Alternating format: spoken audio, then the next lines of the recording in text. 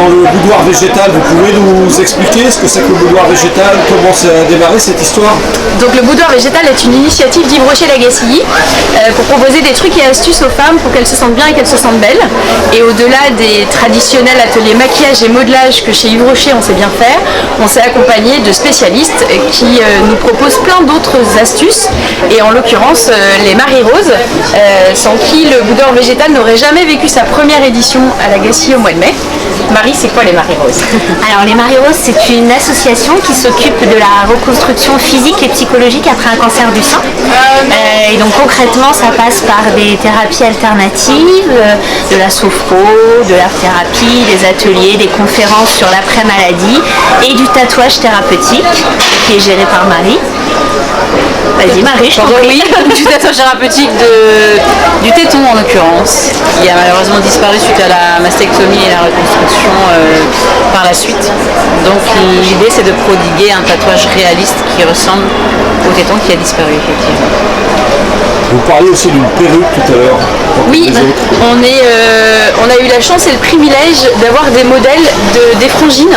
C'est une jeune entreprise qui a été créée par Julie à l'époque où elle était malade. Elle ne supportait pas la perruque et elle a créé une alternative à la perruque. C'est juste un serre-tête sur lequel elle accroche une frange et qu'elle cache sous un bonnet ou un turban.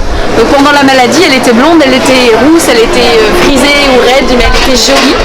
Et les frangines, ça a vachement de sens dans le boudoir végétal parce que ça allie, c'est la féminité au service de la combativité pendant la maladie.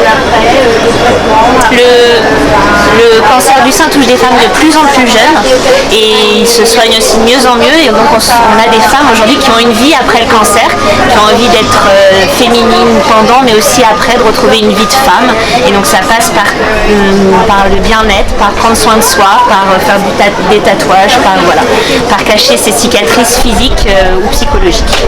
Donc c'est ce que propose un peu le boudoir végétal, voilà. Découverte de toutes ces techniques, astuces, de tout ce qui existe. Il y a plein de petites choses qui participent à ça. En l'occurrence, on travaille avec une photographe qui s'appelle Sabine Ranou et qui nous a proposé une exposition de photos.